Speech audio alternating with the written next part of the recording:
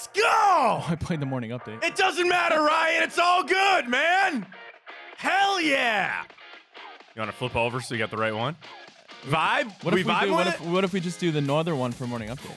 That's fine. We'll throw people off this way. It doesn't matter. Cavs switched it up on us. They switched it up. Little different rotation. Not really. It's Ryan and I. We're still here. Yeah!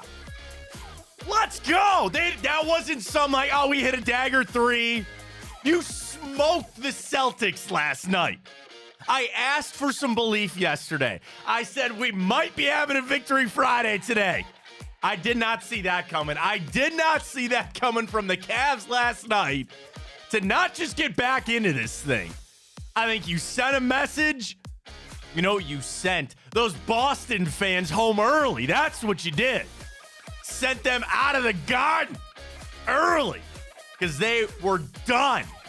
I think you put the pressure back on the Celtics, which you did. You showed some things last night about what you need to do, what you need to play. Yeah, Donovan Mitchell's still good. You finally, thank God, hit some threes.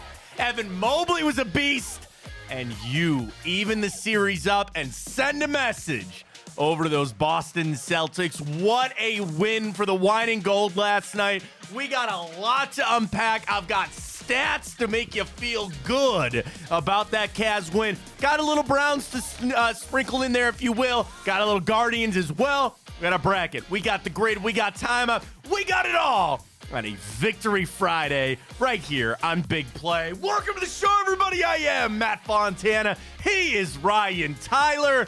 Dude, we wake up this morning on a Victory Friday, and it feels so good. That blew my expectations out of the water. You know, I took the Cavs on our boost. Just missed it, man. Strus found those threes in the second half. We just missed our boost yesterday by a half a point. We took Darius Garland, 14 and a half. He finished with 14. I will sacrifice that win for the Cavs win last night. Because, Ryan, I felt pretty good about the plus 13. I was like, I think if anything's going to show up, if you're going to have anything for this series, you had to show up. Did not see that coming from the Cavs last night. And it was really, that game started out a little like game one. You were back and forth. We went on a run. They went on a run, and the Cavs kept responding. That was the one thing that gave me hope for the second half, right? The Cavs kept responding to what the Celtics were doing. And in the playoffs, as we've talked about, this is going to come back to offense. I know you want to play defense. I know you want to try to lock them down. When you can score, when you're able to get shots up, when you're able to run your offense, that is what inherently will put the pressure back on the other team. That is what the Cavs did last night. That is what they were able to do, to have somebody else other than Donovan Mitchell. That first half was Evan Mobley all day, dishing off Karis LeVert. Ryan. Hey, man. There he is. I was waiting for the Karis LeVert game. You got it. And also, did it not feel like Darius had more than just 14? I felt like he hit some threes, and I kept checking the box score. I'm like, man, he's only there. Like, I don't know. It just felt like a bigger 14 there from Darius Garland. You had all 5 of your starters in double figures. Shout out to Isaac Okoro hitting some shots. And Strus found it a little bit later. Worked on the rotation. The nice thing is at the end of the game, he just threw everybody in there. But you had a game that I think you capitalized. But the thing that I take away probably more than anything was Boston crumbling under the pressure a little bit. And this is all Cavs. And again, it's a joyous day, and there's a lot of things I want to talk about with the Cavs. But if I can start by talking about Boston for a second, what is everybody coming out this morning going, where the hell's Jason Tatum? Why does he not show up in these games? Why is, when the rubber's starting to hit the road here, he's not stepping up? All right, took care of Derek White. You know, Jaylen Brown didn't quite have the game that he had in game one. But Jason Tatum still at 25. Like, where was he in some big moments in this? And I think about that so much, of shifting that pressure back to Boston, where now, thankfully, you come home. Boston feels this maybe starting to slip away, and they feel like they can't stop it. That is the type of momentum that you want to start grabbing when you're in a series like this. You start putting it on another team where they feel it's slipping away and there's nothing they can do to stop it. That's kind of what happened to the Cavs in game 1. And, to bring up earlier in the week when we discussed, is this house money? Can the Cavs just go out there and that is inherently not having pressure on them? When I asked the question earlier this week, we asked the question earlier this week, do you feel like the Cavs are playing with house money? This is all bonus time. Good. Go let it fly, man. Get after it. Go. Boston is the number 1 seeded team that everyone was throwing bouquets at, and oh, man, they're going to walk to the NBA Finals. I saw a tweet, somebody saying they're not even going to face a future Hall of Famer on their way to the Finals. Donovan Mitchell. Maybe. He's still 27. Got to win some rings, man. Charles Barkley didn't. Charles Barkley. Carmelo Anthony didn't. He'll be in. Yeah, but he also has Olympic titles. Donovan's not even on the Olympic team. He could be. He should be. He probably should be. Yeah, Tyrese Halliburton over him. I know. Give me a break. Well, they'll figure. He'll get on the reserve squad and maybe I don't know. But anyway, there was all this on Boston, how the path had wide open for them, and then you see what's happened with the Nuggets, or you see what happens out west. There was so much on Boston, and inherently because it also is Boston, that it's finals or bust for them. It is a championship or bust. So they thought, here we go. Let's walk down this path. Wait a minute. Hold on here. Calm down. And they had that against Miami. I get it. The game that Miami shot 23 threes and lit them up and all that. Yes, Boston bounced back from that. But this game is different. What the Cavs did to them last night did set a record that we haven't seen in 30 years, by the way. Can I get you this from Tim Bontemps? Yeah, please. Cavs, double-digit dog. Oh, I saw that. To win by 24, that's the largest margin of victory for a double-digit dog in the playoffs since 1991. 1991. No team has done what the Cavs did last night. Double-digit dog to win by that much. You saw that bet from somebody. Yep. What was it? $5,000. No. He bet $2,000 $2,000. Cavs to win. It was a live bet. Cavs to win by 21 or more. Cashed $75,000. Was not me or Ryan. It was not one of us. I don't know if I'd be here this We would not be here today. You want to know That's what? a lie. I'd say I'd come in and do the show, and then we are finding in the nearest water hole for the rest of the day, and whoever won that bet would be buying all day. But, Matt, I think you kind of alluded to, and I was going to ask you this question this morning. You look at yesterday's game, and fingers crossed that this is the case, that yesterday's game against the Celtics was a sign of things to come this series, and not so much like we saw with Miami in Game 2, just a game to remind Boston that they're not going to be able to sleepwalk against a cakewalk team and have them wake up. That was kind of exactly where I was going, right? You could chalk it up. Like if I was putting on that ugly green and saying that I was an uber Celtics fan. You like Kristaps' jacket? Yeah, that was kind of a fly jacket. It was pretty cool. If it was wine and gold, it looked pretty sweet. It was a cool jacket. So they kept panning to him, by the way. Like, what is he going to come into this game and be? Are you panning to Giannis? Is that Doncic? Is that Jokic sitting there like? Calm down. He was Do you really the superstar treatment for? I know they kept staring at him. Like, what's Porzingis got to do with anything? Can you pan at Jared Allen, please? Yeah. Well, they had him a couple of times. Yeah. Did he not look like he was in some pain, man? Yeah. He looks. Like I saw Jared that, and then I saw him like reach out with the hand. Like, man, where would we be with Jared Allen? But back to my point. The thing about the Miami loss that they had, they could chalk that up. If I was putting on my Uber, Celtics jacket today, and I was saying, all right, Miami, they did something historic, right? Like they were unconscious from behind the arc. They can't keep that up. Don't worry about it. That's not what the Cavs did last night. Yes, that they had that historic stat about the upset, but I'm talking about how they played the game. This sounds crazy. I don't think they did anything miraculous. They just played their asses off. They played to the level that we had discussed so much, and they beat their ass. That is something that you go to bed at night going, all right. Again, if it was a litany of threes or you got a bad foul call or something, that you start to rationalize that. No, the Cavs just beat you down in the second half. They took it to you in the second half by just playing really good basketball, diverse scoring, still having Donovan Mitchell being the beast. Does his knee not look better? His knee looked the best I've seen it in the entire playoffs. And maybe some adrenaline, maybe a little momentum, sure. But Donovan's knee looked good last night. And I also think the pressure off of Donovan a little bit to say, all right, Mobley's scoring. LeVert is scoring now. Even Garland hitting some threes. That helps Donovan Mitchell to just play to even a higher level. It's not that I don't want the ball in his hand and him to score tough baskets when I need him. It's just that I didn't need him to do all that in the first half. One of my favorite things from that game last night was that it was Mobley that got out to the start. You didn't need Donovan Mitchell from the start of that game. It was all Evan Mobley in the first quarter. Just 6 points from Donovan in the first half. That's fine. And then what happens? He turns the afterburners on later and pulled away. That's a recipe for success for the Cavs.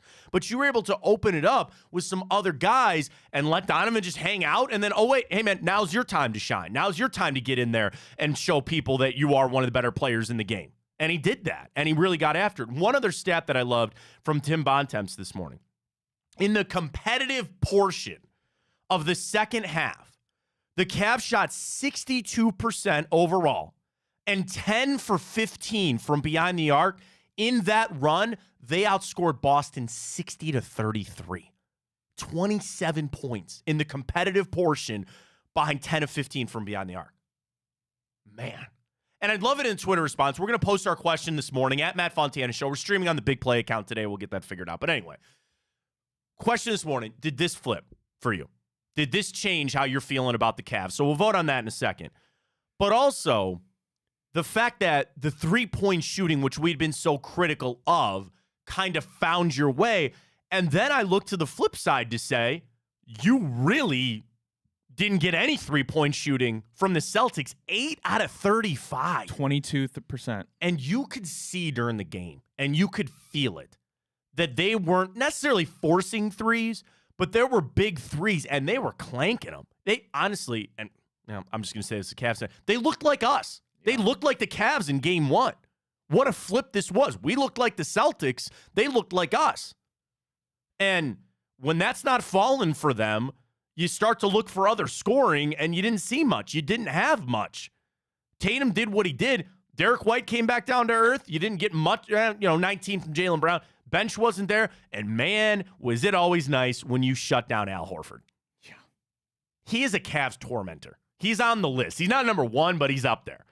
And Drew Holiday was off. I mean, really, what was the story in game one? You had Derek White go off, and Drew Holiday was efficient. White didn't shoot it all that well, and neither did Drew Holiday. They combined for 1 of 10 from behind the arc between those two guys. And go look at Jaylen Brown. What was he, 0 for 6? Yeah, you're right. Damn, add that up. 1 for 16 behind the arc from Holiday, White, and Jaylen Brown. By the way, I'm not Rick Carlisle over here. How many steps does Jaylen Brown get? Seriously. I'm not submitting 78 calls like Rick Carlisle did. That one needs to get sent over to the league. How many steps does Jaylen Brown get? Does he have an extra foot? Is there something I don't know the bigger about? the superstar, it's like tiers. If you're an all-time superstar, you get 5 steps. I guess. If you're a perennial all-star, you get 4 steps. There were several that I go, he traveled. Everybody saw that. The one you saw Strus, and again, you know me and Strus and yelling at the ref. That was one that you got to turn and you go, what was that? What was that? You saw it, I saw it, everybody saw it. We won. That's all that matters. That's all. They were trying to just help the Celtics out. I saw the memes of people of Silver on the phone. Hey, man, you got to get Boston back in this game. No, you don't. No, you don't. Cavs, man. Do you feel like it has flipped? Do you feel like the momentum has now flipped back to the Cavs? You have to take into account we were still major dogs in this, and we're still going to be major dogs in this series and in this fight. I understand all of that. But when you do it at home, the old saying, right? The series doesn't start until a road team gets a win. Okay, you got one. I assume very much you're going to get a win here at one point in Cleveland, right? At worst, you're going back to Boston 2-2. At worst, Cavs sign up. Who wouldn't sign up for that? Yeah. Who would not sign up for that at all? The other thing that's exciting was I was worried about Saturday night because the way that a lot of Cavs fans were feeling, that was not going to be a good atmosphere. It was going to be going, people were going to go, but it felt like you were walking into a wake. It felt like you were walking in, all right, we paid our tickets, we already paid. Dude, I checked the secondary market. Phew. I got the alert, like I signed in, And they were like, tickets are going fast. Yeah. At last check. Let me go real quick here. SeatGeek, Cavs. The cheapest to get in the building was $100. It was like 90 some. You're over 100 now. 128. We want to go sit 10 rows up, 3 tickets, $1,000 each. All right. Put down the company card for me, please. Thank you. I got you 113 in the corner, 124. I wouldn't say a decent amount of availability, but you got some.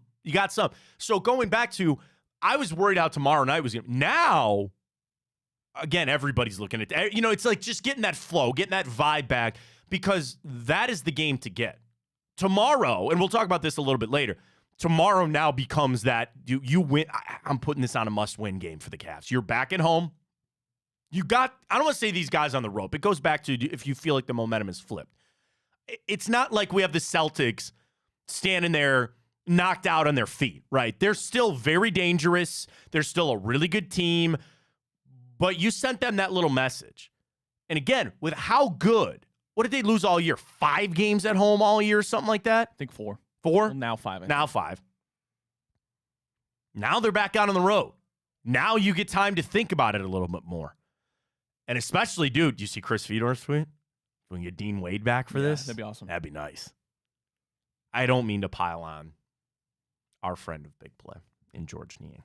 And I want this, I almost want to clip this to send this to people. I get that it's the fun thing to like make fun of George Niang and rip him and send all those gifts out. I will always be on the human side of things.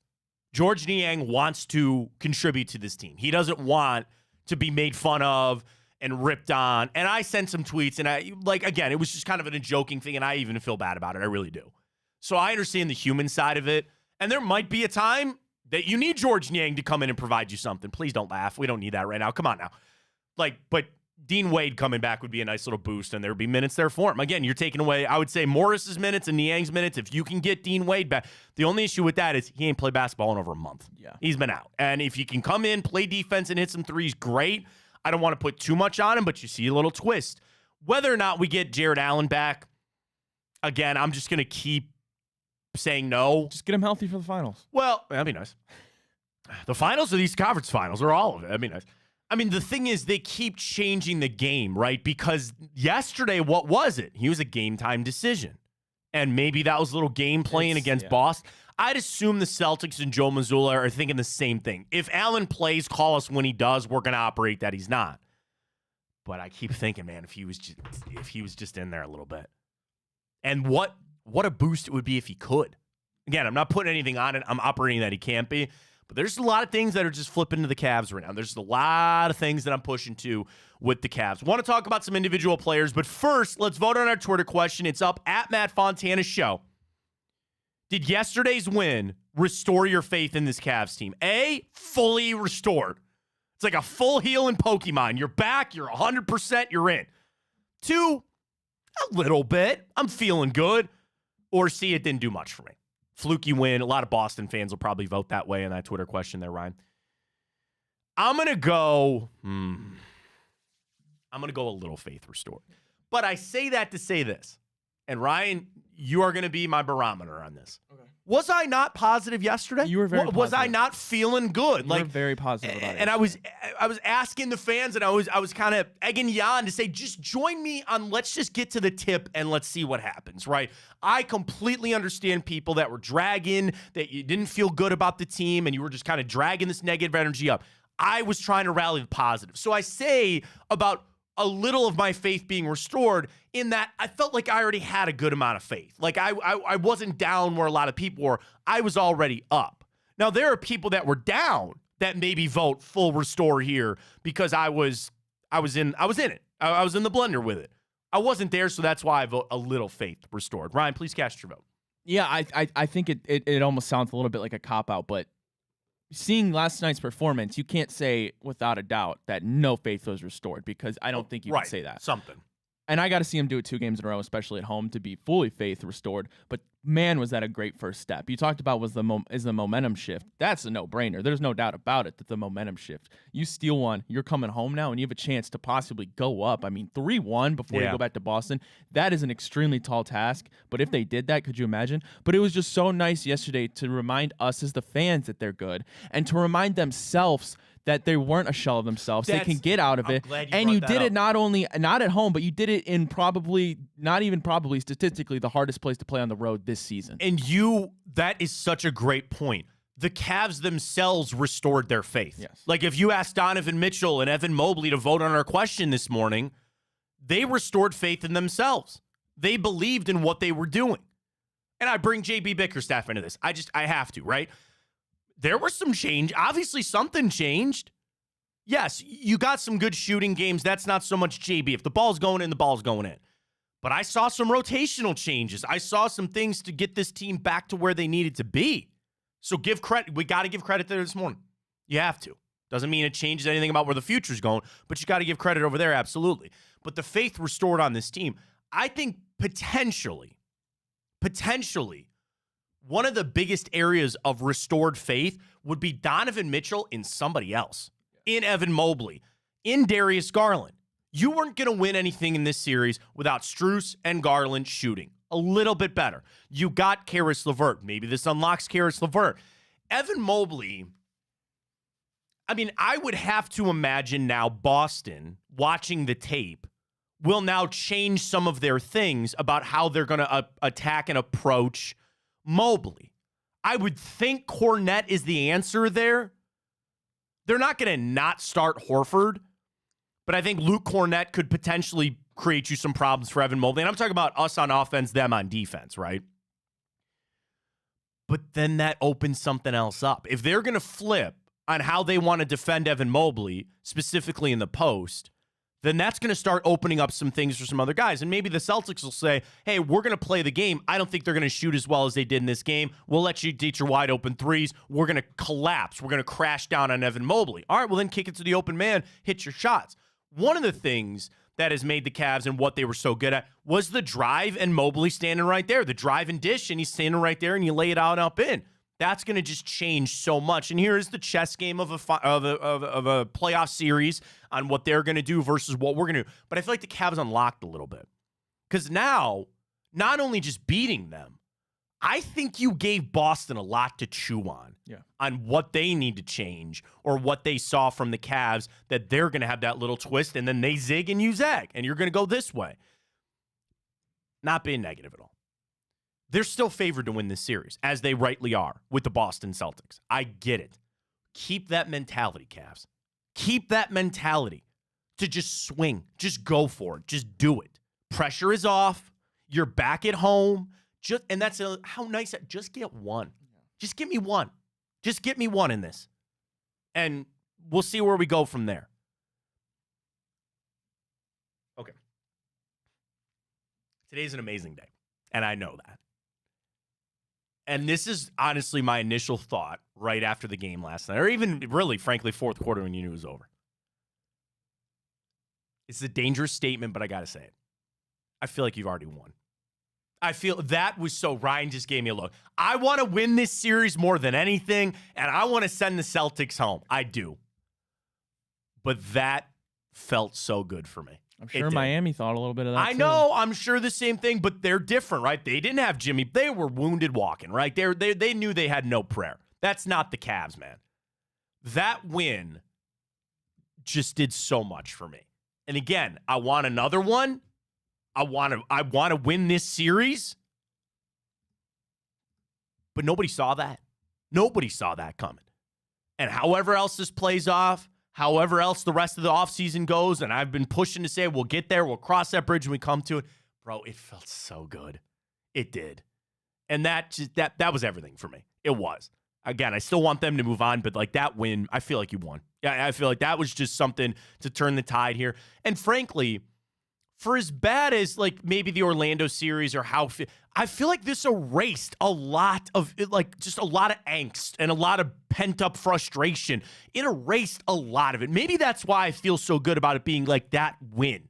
It erased a lot of mistakes. It erased a lot of bad feeling that I had, that some people had about the Cavs, and you took it to them. That's my other thing that I'm not going to get away from. You just beat them in a basketball game. It wasn't something fluky. It wasn't that you had some historic three-point shooting thing like Miami. You executed better. You shot better. You were the better team on that floor last night. Damn, it feels good. It's been so nice. It's been so nice to see in this playoff run. What do superstars do in the NBA playoffs? They prove with no shadow of a doubt that they're the best player in the series. Mm-hmm. And for the littlest bit of time against the Orlando Magic after game 3 and 4, there was a little bit that creeped in that said, maybe it is Paolo Banchero. Donovan shut that down immediately after that. Historic game 6, game 7. Comes into the Celtics series, doesn't even give Tatum, Brown, anybody a chance to claim that they're the best player in that series. And it's been by far and away Donovan Mitchell so far. Let's talk some players. Let's get individual here. Let's start with Donovan. Number one for me, that knee looked the healthiest that it has. Now, he's still taking a lot of contact, which I don't like. I know he was laying on the floor. We all kind of had our heart stop for a second. You're like, wait a minute. Okay, he got up. But there was some explosiveness that I saw from Donovan. I'm not saying that his knee feels great. I'm sure it's barking this morning. I get it.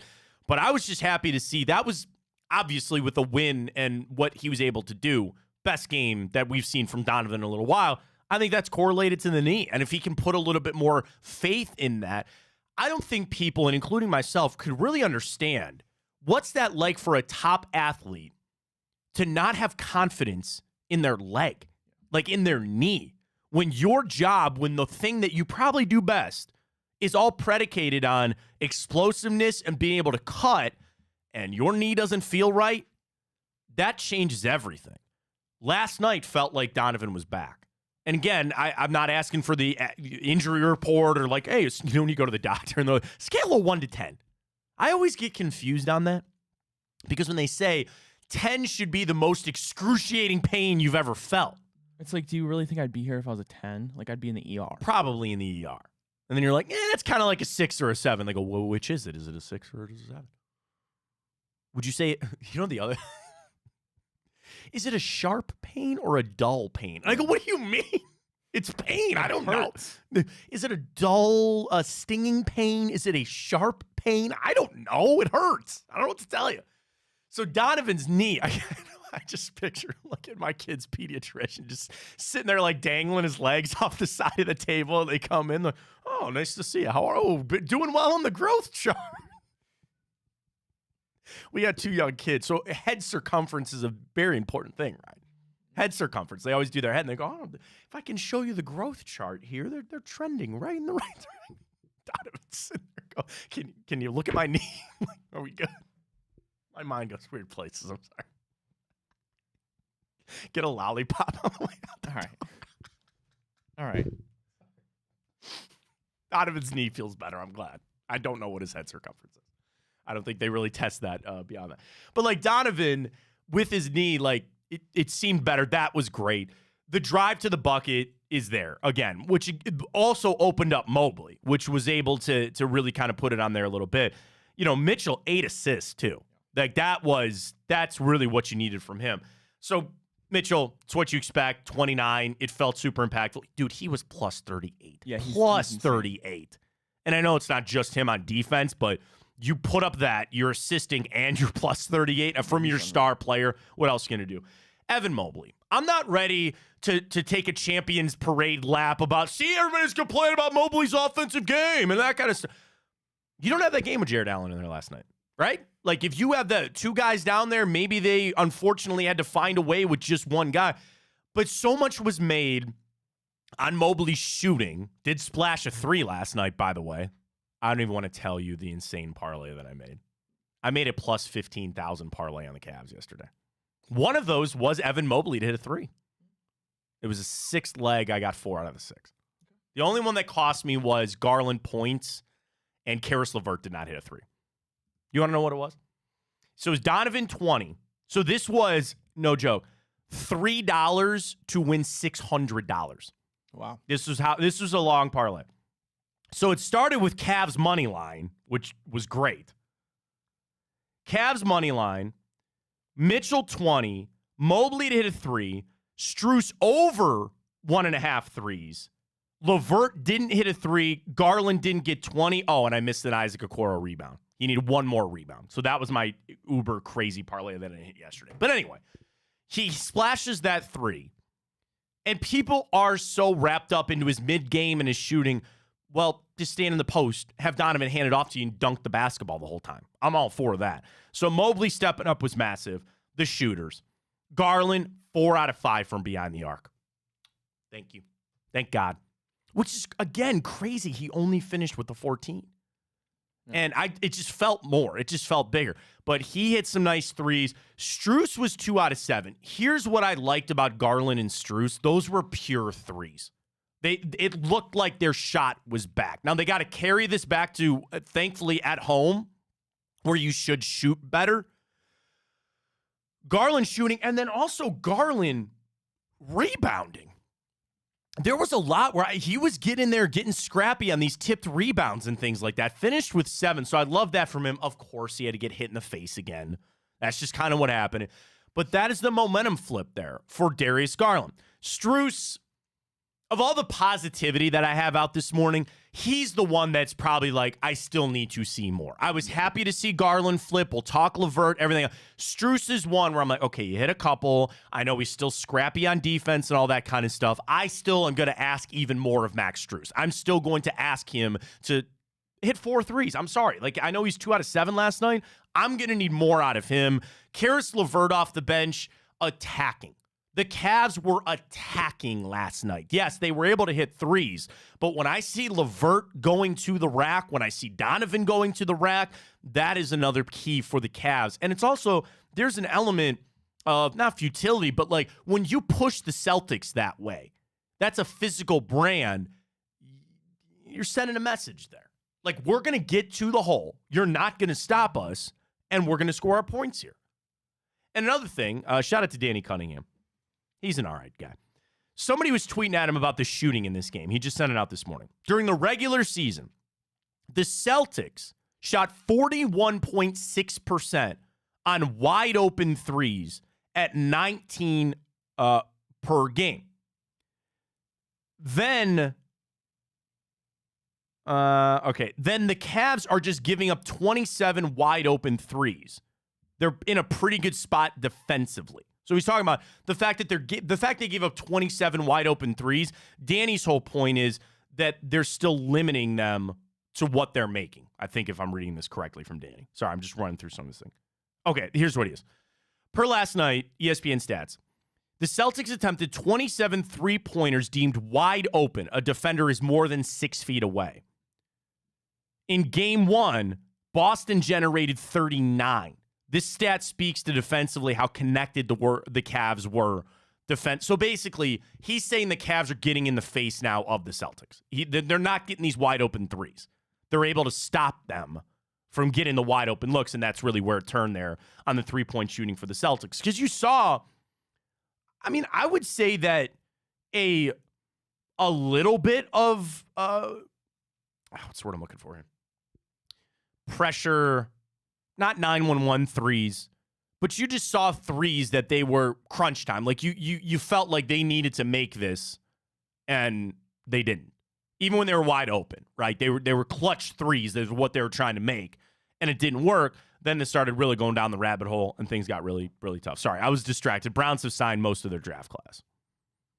Announced the picks. Zach Zinter, Jamari Thrash, Watson, Harden, and Juwan Briggs have all signed their deals. The only one obviously not on that list would be Michael Hall. They also signed 7 undrafted free agents. Some guards, a couple safeties, all that. Browns do have Ricky Minicamp today. So they'll be out there in Berea. They do have some availability, so I'm sure we'll recap that next week with their rookie availability. All right, ton of Cavs going on. Our Twitter question is up, at Matt Fontana Show. Drop us a follow there. You can also subscribe to the YouTube channel. We're having some issues with Twitch. We're up on the Big Play account today. But drop us a follow on our YouTube channel, at Matt Fontana Show. We always stream every morning there. We do have some Browns to get to. Tough luck game for the guards yesterday. We'll discuss that. But, Ryan, we did have one other NBA game last night. Let's go around the association. I thanked the Mavericks. I won some credits on them last night. Well done. Yes, you did, Matt, and congratulations to the Mavericks as they even up the series against the Oklahoma City Thunder. 1-1. Luka drops, I believe, 29, as well as PJ Washington, Matt, in this one. 29 points. Here I am talking crap about PJ Washington. As 11 rebounds in this one. Shai leads the way for Oklahoma City 33, but not enough offensive production from them as they fall 119 to 110. That actually kind of looked like a young basketball team on the Thunder side of things, right? Chet Holmgren, I know he hit that crazy 3 on the inbounds and turned it around, but he only finished with 11.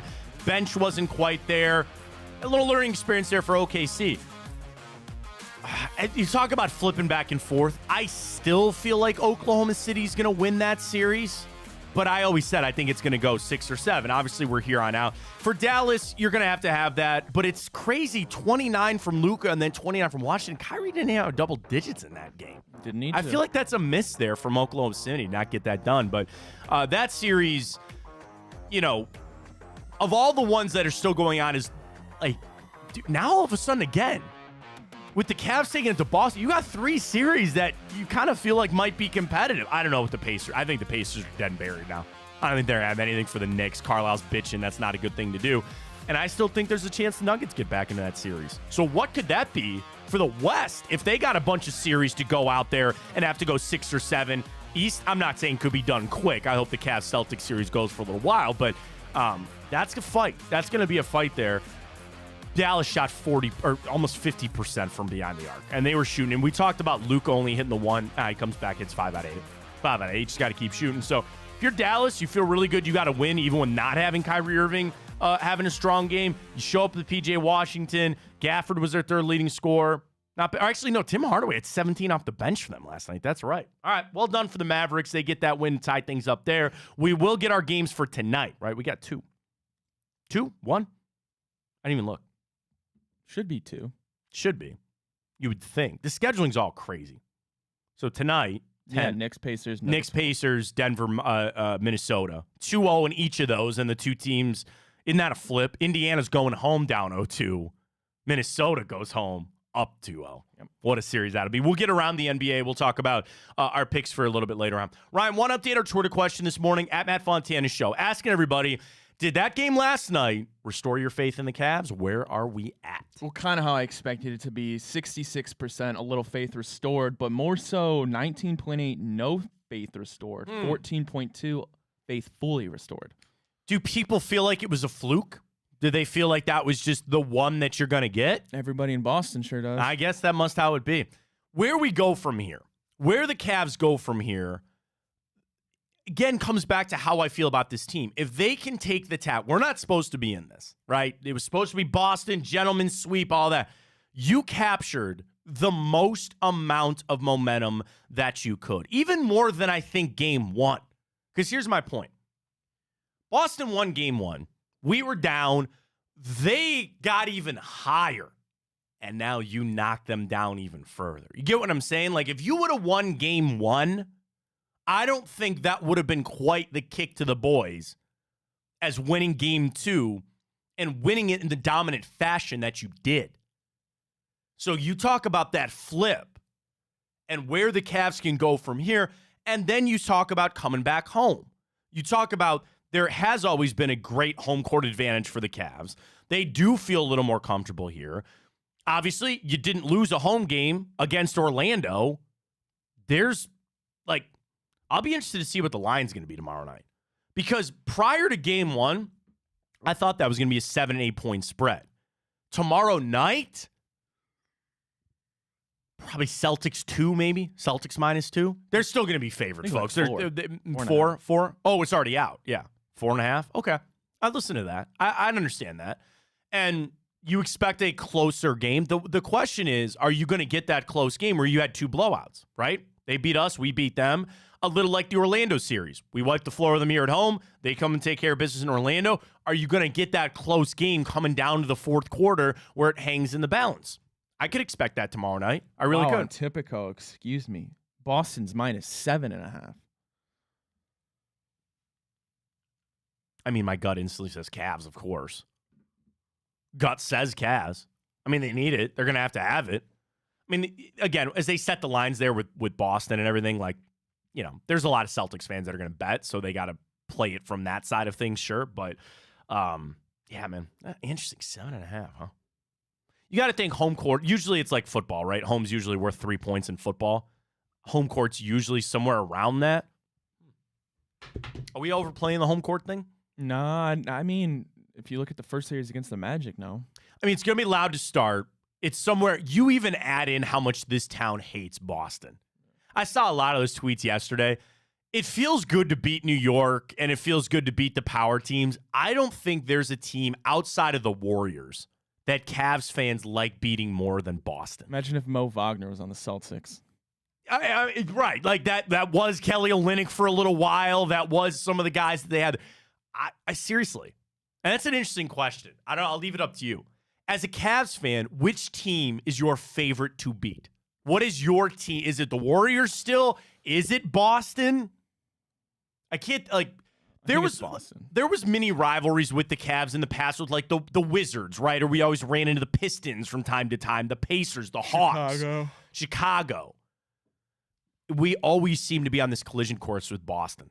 It's always something. And granted, there was a lull. I saw, I think Danny had the tweet too, about how Boston wasn't good for a run with LeBron. I mean, we faced them a lot in the playoffs, though. Yeah, when they had Isaiah Thomas. Yeah. And those were fun games. Oh, no. I'm sorry. Danny's tweet was about the Knicks. How nice it would have been for the Knicks to be good so we could have massive, huge games for LeBron at Madison Square Garden. I'm sorry, it was not Boston at all. Because I'm like, we played Boston a couple years in a row. It was the Knicks because they were just bad. They were terrible. And what it would be like to play in that atmosphere of LeBron the second time you're at Madison Square Garden playing the Knicks, but they were so bad. Yeah, Boston, like, are they your favorite team to beat? Are they your favorite team to stick it to? Because for me, it is. The Warriors thing's over. The Warriors thing is long and gone, right? And I can look back fondly on that run and, my disdain for Kevin Durant, not liking Steph Curry. I get it. Right now, and I would say overall, in my Cavs fandom, there's no team I like beating more than Boston. Yeah. So this is even better, man. This is even better. It's not quite Browns Steelers because basketball is different. But if I had to pick one team that just gives me the most when we beat them, it's got to be Boston. It's got to be Boston. Yep, we agree in the NBA on this one. Yeah. Now we differ in the NFL. You're Ravens. I'm Bengals. Well, here's the thing. I hate the Ravens. That's another interesting question. My hate for the Ravens, I still like beating the Steelers more. Like, beating the Steelers means more to me, probably because I have more Steelers fans in my life. They're family. I'm not getting rid of them. Oh, just get them out of here. No, they're family. Beating the Steelers feels better, but I hate the Ravens more. Michigan and the Ravens. Those are my two most hated teams. Maybe the Celtics are starting to climb up on that list. Soul Train says teams he loves beating: Boston, Miami, and Lakers. Oh, I forgot about Miami. Yeah, beating Miami feels really good. That'll never go away. That'll always be something there with them. Yeah. So that feels good. But again, I'm a Soul Train, man. I think Boston's number one. I think by a wide margin at this point. It's like they're a little cocky. They are. But then even when you're doing it now, when they just thought they were going to walk all over you, like you'd feel good about anybody. Rather, if the Pacers had this level of arrogance, you'd feel good about it. But you add in the history with Boston, just, this straight up arrogance, and then this feeling of entitlement. And I'm not saying that that's on Jason Tatum or Derek White or anything like that, but even just how it felt, they'll just cakewalk to the final. Just walk right in. No big problem here. All right, bring it on. Bring it on, buddy. Man, did that feel good. What moment for you in last night's game was like, okay, this is it, sealed, signed, sealed, delivered? I honestly, when you said that, the first thing I thought of was a couple of misses from Boston. Like Derek White clanging he had a three that hit the back of the. Honestly, one that felt really good was when Donovan banked in that three, and then you just knew, you're like, all right, things are going well for us right now. So maybe that. But the first thing when you said that, I thought about a lot of Boston misses. I thought a lot of shots that just didn't look good coming out of their hand. Like they were just hitting. You could tell that they were just jacking threes up because they felt like that's how they were going to get back into this game, and nothing was falling for them. Yeah. And again, going back to Danny's stat about the wide open threes, that was kind of the issue with the Cavs. They were getting wide open looks in the first game. They just weren't converting. They just weren't hitting them. That looks like what happened with Boston. They had wide open looks. They just weren't hitting them. Yeah. So I would say probably some of the misses on them, but certainly on Mitchell, a few of those that when he banked that three, and I felt pretty good that the Cavs were in a good spot to be able to close that on out. All right, plenty more Cavs to come up. Want to talk some guards, want to talk some Browns. I've got some things.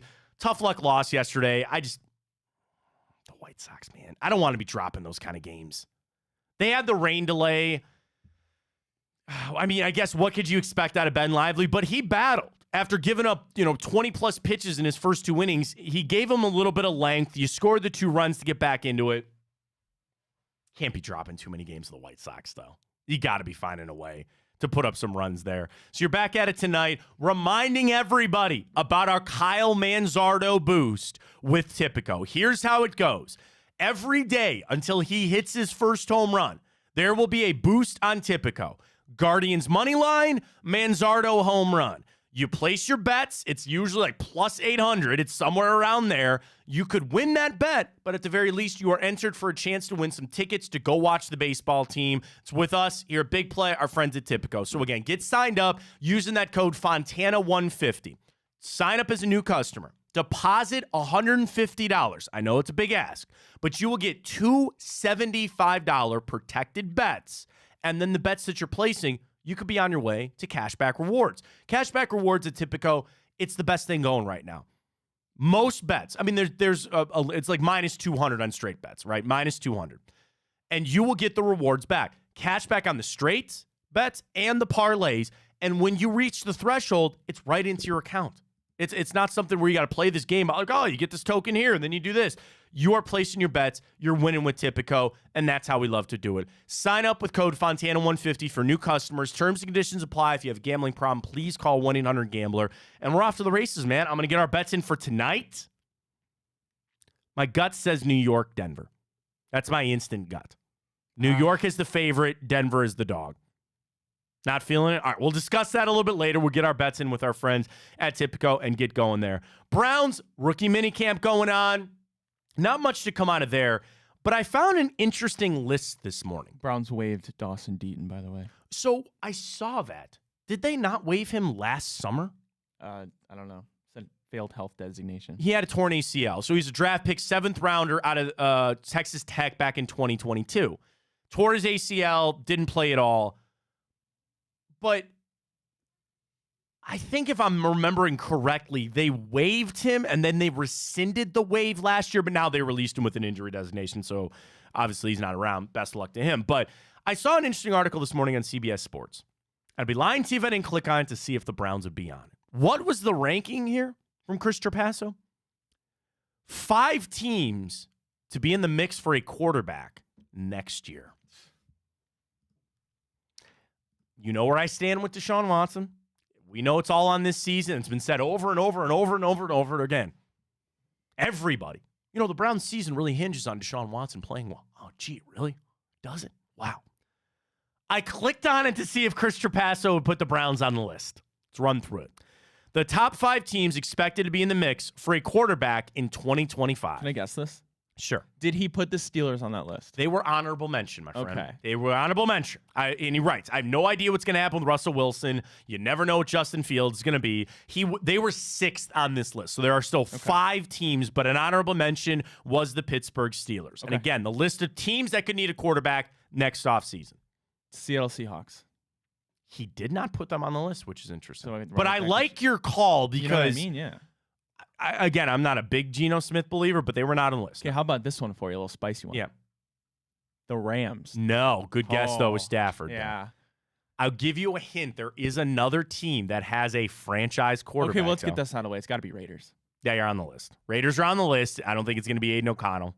I'm just trying to run through it. Okay, they didn't extend to it yet. But It's not Miami. Okay. It's not Miami. Jets. Yes. Yes, they were on the list. Aaron Rodgers, you don't really have a succession plan. Even though he wants to play 2 more years, I think Chris's write-up is right on of that shouldn't dissuade you from going to get somebody else while Rodgers is even still here. Okay. So Jets are on it. Titans. No. Like, really? Yeah. I mean, they should be in the mix for a quarterback every year, but for some reason. So I'm missing 2 teams? So again, of the 6, you have the Steelers and the Jets and the Raiders. So you have 3 more. So those 3 got to be all NFC. NFC, NFC, NFC. Yeah, 3 okay, NFC that makes teams. sense. Okay. You're missing the number 1 team on this, which is a little The interesting. Giants? Yes. Okay. Yes. They are number 1 on this list. Danny Dimes. They passed on McCarthy and Nix. Yeah. How about the New Orleans Saints? That is a good call. That is correct. Yep. Derek Carr and crew. I think he has an out. Okay, so in 2025, Carr's salary jumps to $30 million, and he'll represent a $51 million cap hit. Deshaun Watson's still $10 million more than that. Sure, if he's cut before June 1st, his dead cap will be 50. But if Carr doesn't show clear signs of improvement, they better just bite the bullet and move on. And so I'm missing one. You're missing and you said one. This one's a little spicy. Not spicy because it's actually been talked about a lot this offseason, excuse me. Oh, really? Yeah. It's spicy because you wouldn't think they would be. But the readings, if you read the room here, they're on this list. There's no way they're talking about the Lions. No. There's no way they're talking about the Cowboys. Dallas Cowboys. Okay, because they want to move on from Dak. I mean, is Jerry that crazy? I don't know, right? Is Dak Prescott that good? Yeah, probably. I would think so.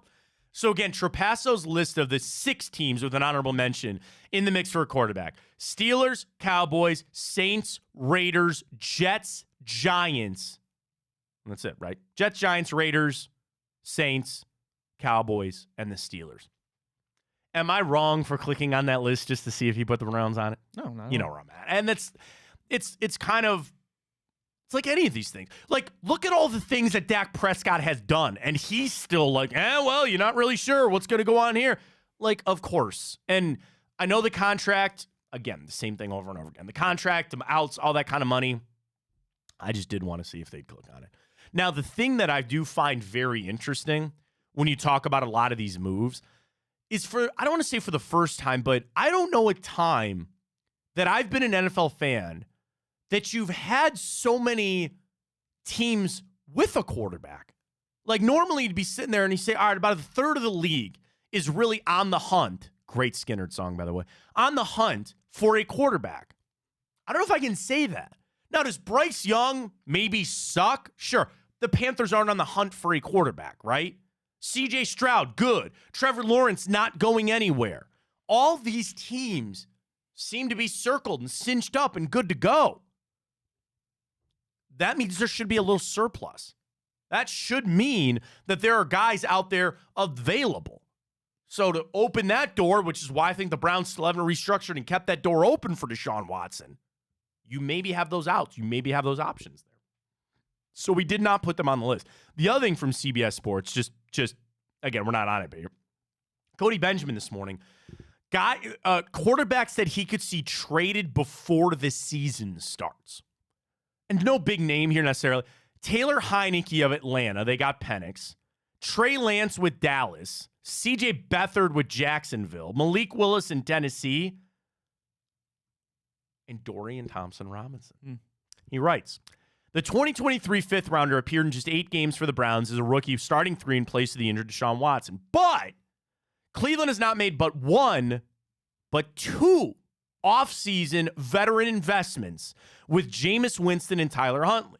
A practice squad role could be in order, but what if another team likes DTR's potential and offers the Browns a trade? I don't want that.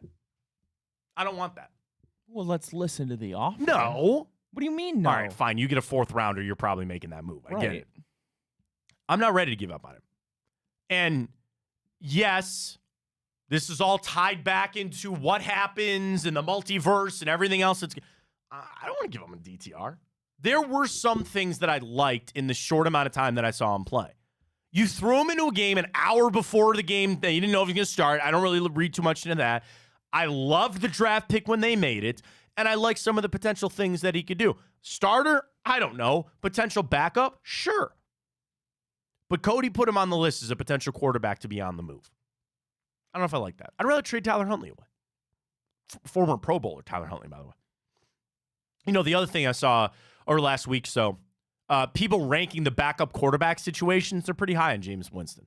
And yeah, I think the Browns quarterback room is extremely solid. You got to see what happens, Watson, sure. But you have guys that have played in Huntley and Jameis Winston. I think as far as I saw one ranking that had Winston about 6th as far as the best backup in football for that situation. And that's exactly why Jameis Winston is here. And part of him embracing that role, understanding who he is, I thought that was pretty fair. So I don't think there's any pressure to make that move. You know what I mean? It's not like you have to. To your point, is some teams calling desperate and they need somebody and they really like something out of DTR. I just don't think the Browns are ready to give up on him. Again, you get an offer you can't refuse. You take it. But they put him on this morning as a quarterback to potentially be moved. I didn't like that. I just want for a 4th round, you're making that. I'd probably listen to the move. I get it. All right, let's catch our break in the morning. When we come back, we'll get to the morning update. Got plenty more Cavs to go. Drop a follow at Matt Fontana Show on Twitter. I'm at Matt Fontana 83 and drop me a follow there too. Ryan is at Ryan Tyler 33. But vote. Did last night's Cavs win? Flip it for you. Have you flipped your momentum? Are you back on board with the Cavs? We'll dive into that. We got the grid coming up. Time up. Bracket. Millennium's running away with it. Kind of expected that for your favorite Cedar Point ride, but catch that at Matt Fontana Show and vote on it there. Folks, Friday, always a big day here on Big Play. We have big play, big bets coming up. Dave and Nick will get you the plays. Boobies World this week. Today, why not recap a nice Cavs win with Boobies World? That's coming up on Big Play, in addition to all of our shows. Chico, Drennan, Bangalorean, Drew Garrison, Reflog, Padone, Gap. We got it all right here for you. Bobby Carpenter. I saw Anthony Schlegel was back. And Schlegel's busy because he's like coaching Ohio State. But Josh Perry's been great on the Bobby Carpenter Show. Just follow us on Big Play, folks. All the shows get retweeted there. You can check out all of our merch, all of our great t-shirts, everything we have going on. BigPlay.com or Big Play on Twitter and YouTube. BigPlay_CLE for some of the Twitter content as well. So it's all up there with our friends at Big Play. Let's catch your break. Coming back. Morning update. Grid. We got it coming for on a Victory Friday, baby. I love it. Stay with us. Well, how do they know I'm doing this? Did somebody leak this out? It's social media. Oh. It's just, that's the way social media works now. I thought maybe you were just running that yep.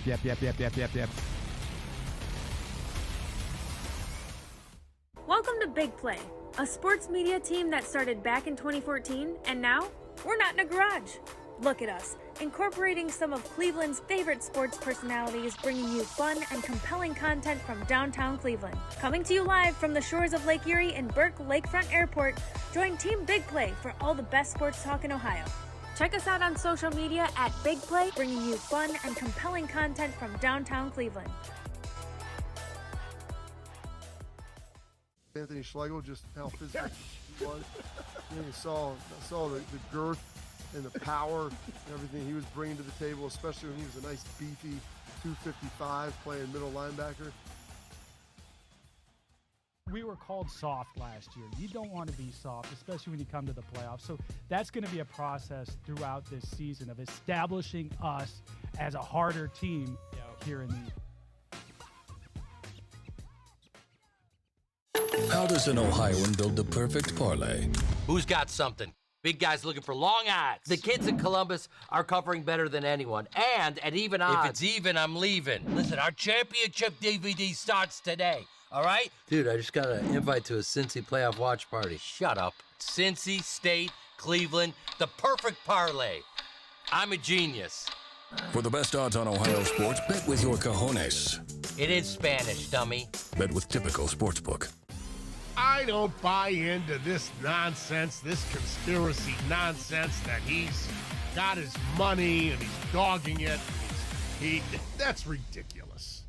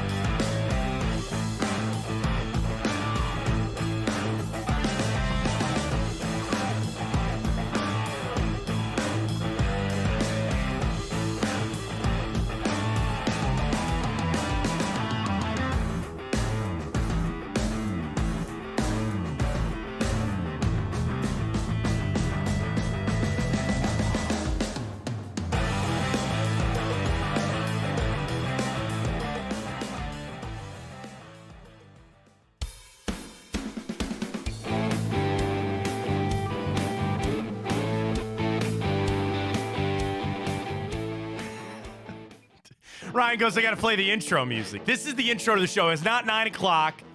Throwing people off. It is, in fact, 10 o'clock. But Ryan started with the morning update music to start the show. We're back now here for hour 2 with the morning update. It's going to throw me off, but I'll do my best. Ryan, you got the stories. Friday, Victory Monday, Victory Friday. All right, well, the Guardians did not get a victory Thursday. They fall to the White Sox 3-2. Ben Lively goes 5 2/3 innings. Only offense for the Guardians was 2 solo home runs in the bottom of the 8th from Jose Ramirez and Josh Naylor. Guardians look to bounce back tonight as they play the White Sox again. Carlos Carrasco gets the nod on the mound for the Guardians. Do not lose to the White Sox. You just can't do that. And I get this still a young team. I want the bats to stay hot. It was all kind of a fluky thing. You had the rain delay. It looked like a really crappy day in Chicago. Really cold. All right, fine.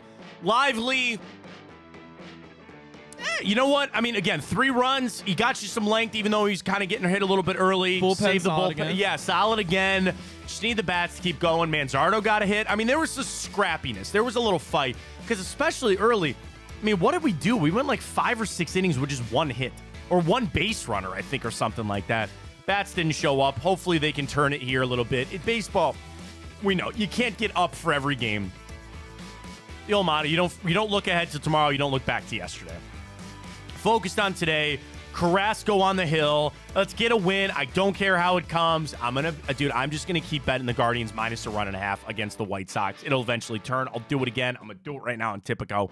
Get signed up, get rolling. But go get them Guards. Let's get after it again tonight. All right. Well, speaking of opposites, I'm playing the opposite soundtrack here for Morning Update, and it was the opposite of last night in Game 2 as the Cavs blow out the Celtics this time in Boston. They win 118-94. Donovan Mitchell drops 29, Mobley 21, Darius Garland 14, 4 for 5 from beyond the arc, as now the series turns the tide to Cleveland as they look to take the lead Saturday night. I don't think we've actually straight up asked this question. What was your favorite part of that game? Not like an individual play, but like when you look back on it, what was your favorite part? My favorite part of... Could be a guy stepping up. It could be just something specific about the game. I got one for you. Okay. Cavaliers were up 9 when Mobley went out with his 4th foul. Up 9 here. 2 seconds left. Mitchell gets it off. You bet! Yeah. Donovan Mitchell at the horn. Definitely my favorite part. That was an unbelievable shot. That was. And we'll hear from Donovan. We got those clips for Donovan, right? We didn't do those in hour 1. We'll do those coming up here in a minute. To hear what Donovan had to say after the game, I think Mobley was my favorite part. You know, and I'm not trying to discredit what Donovan Mitchell did. It's kind of, he filled his role, right? I loved seeing Mobley. Like, just dunks, and they collapse down on the drive, hand it off to Mobley, and you're up. 3-point shooting was nice. Garland was nice. Strus a couple was good. I think my favorite part of that game was definitely Evan Mobley. Does that enough to calm the Mobley concern? Is that enough to call off the dogs, so to speak, about people bitching about Evan Mobley's game? Probably not. But, hey, he was your second leading scorer. Was he? Was he more than Levert? Anyway, he was a big factor and a big contribution to you getting an upset playoff win. I think my favorite thing was probably Evan Mobley. Yeah, I mean, how could it not be? Yeah, great to see from him. Yep. All right, well, Georgia's Charlie Condon, third baseman, he set the NCAA mark yesterday with his 34th home run, Matt. I bring this up because he has been in considerations for the Guardians' #1 overall pick. However, it seems, though, they're really liking this Travis Bazana kid, second baseman from Oregon State. I mean, Condon, I saw that Is it Condon or Condone? Is it condone? I thought it was condone. Do you condone those things? Do you condone me to call it condon? I think it might be condone. I don't know. Anyway, I saw it. He has set the record for home runs with a BB Corp bat. So you and I go back. Well, I go back to a pre. There was. I know Drew. Is it Drew or Bangalorean? They call them piss missiles. Yeah. And those usually are home runs. Bro, try standing on the third base line with some of the rockets that came off the bats before they really started changing them. Those things were dangerous, man.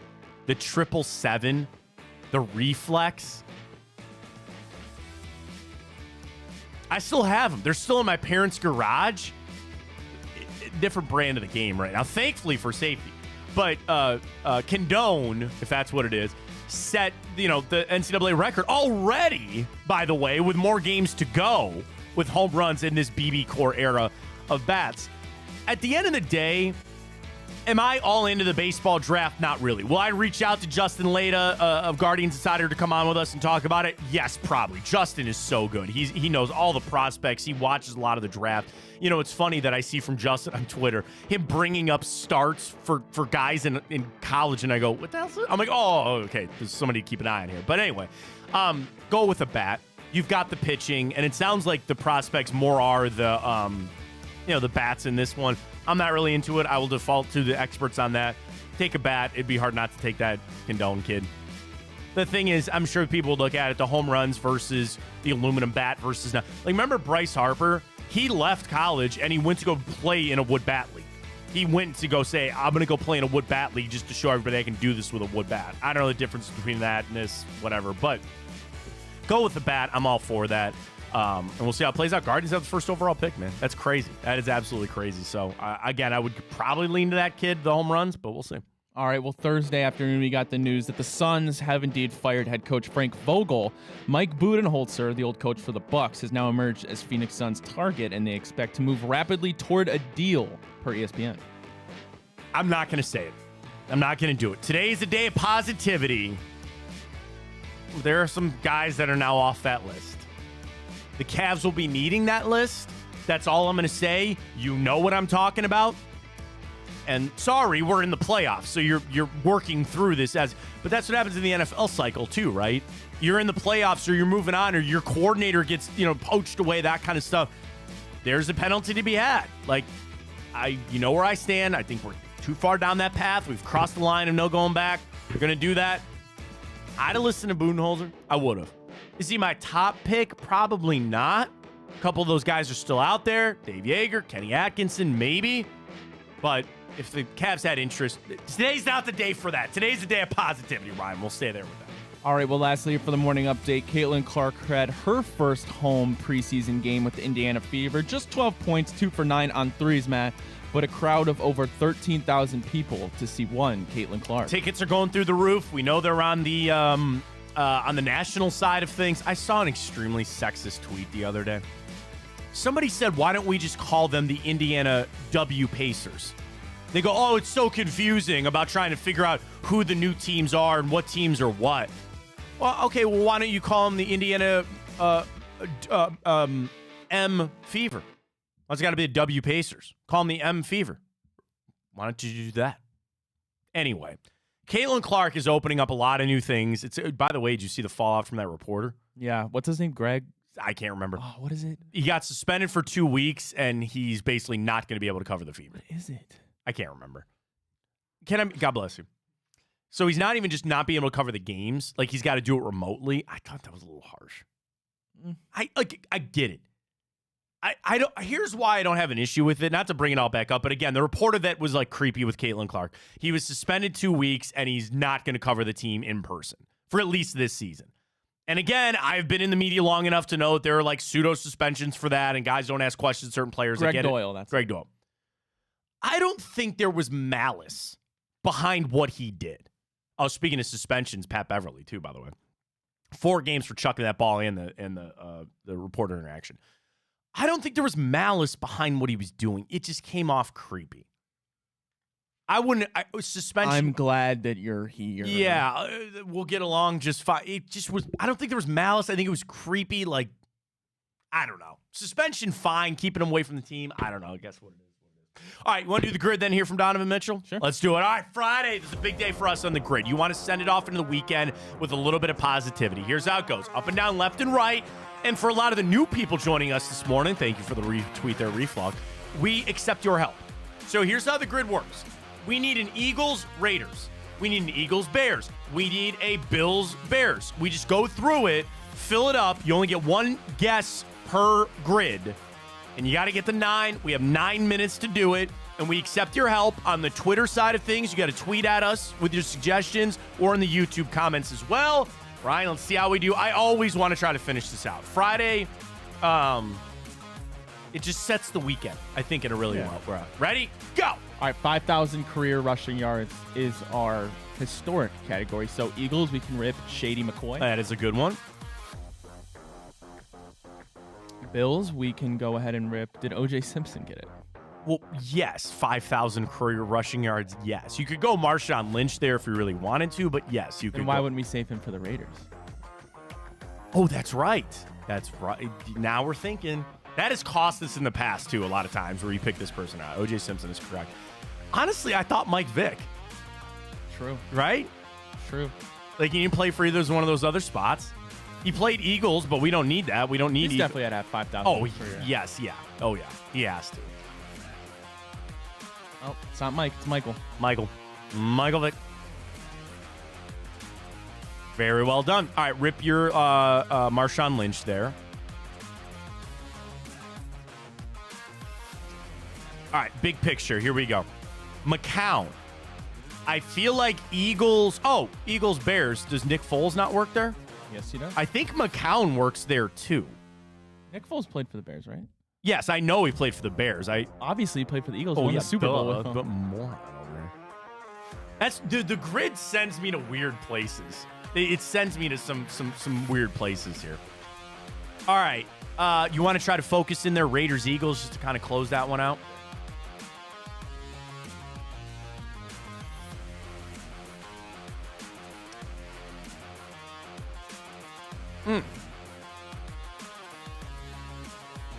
I don't know why I thought Alshon Jeffrey would have worked there too.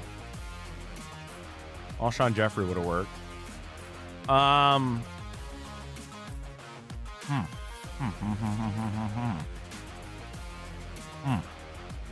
right, we might need to pause on that one. Bears, Bills.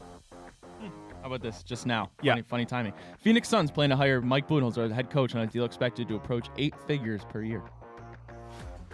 That's a lot for a coach. For a coach that was on the street, too, by the way. But congratulations, Budenholzer. He'll be out of that job. Well, what we got to focus on the group. We'll talk about that later. All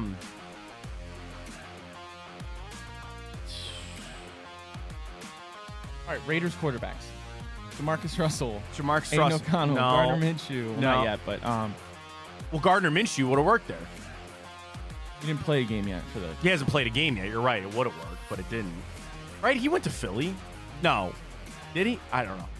You're right. It doesn't work, so we shouldn't even focus on it. That's right. Like, obviously not Derek Carr. Rich Gannon? McFadden play for the Eagles? I don't think so. I like your poll, but Did Doug Martin? I don't know. All right, should we move on? I guess. That's going to be Bears, tough. Bills. Bears, Bills. Bears, Bills is another one that I'm struggling on here. Quarterback-wise, Fitzpatrick. Did he ever play in Chicago? For as much as I Google Ryan Fitzpatrick, you would think I would actually know by now. Did Deonta Foreman play for the Falcons at all? Maybe not. For the who? Falcons. Oh, Falcons. Yeah, that's where he started. Deonta Foreman? I'm pretty sure. Well, I know he played for the Bears. Who am I? Oh no, he was in Carolina. Yeah. He was with the Falcons, but only in the offseason. Deonta Foreman. So he never appeared in a game.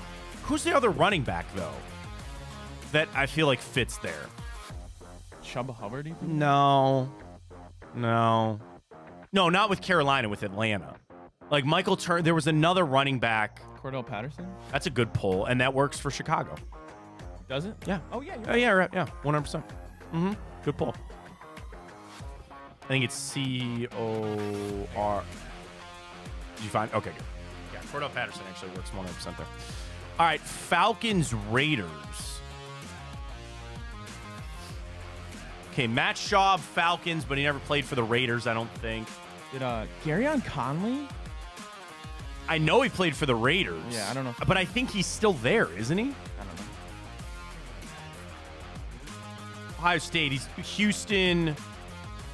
Raiders in the first round. He actually is playing for the DC Defenders now. I did not know that. Raiders, then Texans. No, then he's out. Oh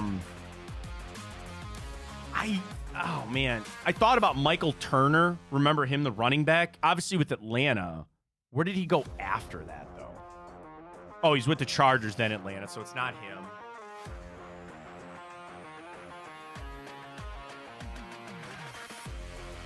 I'm going to hang on. Did Josh McCown play for the Raiders? Dude, I don't know. I don't think so. Nope, he did. He did. So it works if you want to rip Josh McCown there. All right. I Googled it. I don't. It is what it is. But, like, I would have probably ripped him there anyway. All right, couple more here. All right, Raiders, Falcons.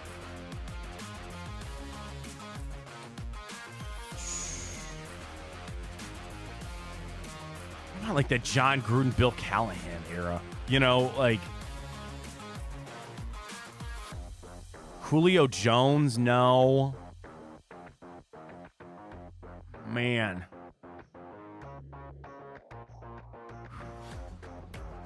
Dude, I can't think. It's a tough one for us. Bears, Bills, too.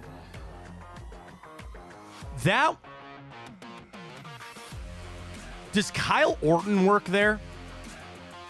I feel like for some reason he does. I know he played for the Bears, and I ripped Kyle Orton there. I didn't want to Google it. I want the satisfaction of Kyle Orton hitting there in the middle.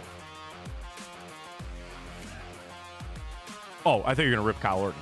Oh. Sorry. Rip him in the middle. I think that's right. I feel pretty confident. Come on. Check the YouTube. Check YouTube. Quick. Do I have any tweets? Somebody bail us out here. Somebody bail us out. I got nothing.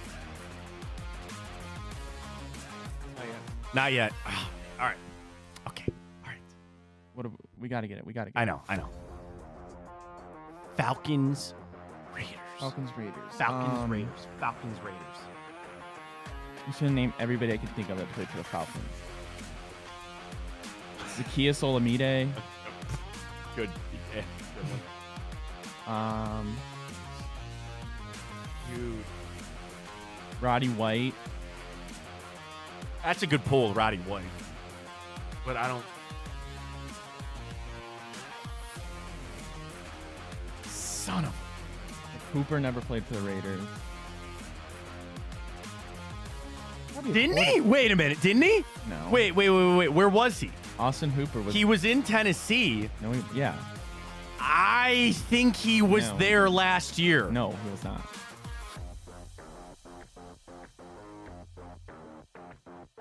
Was he?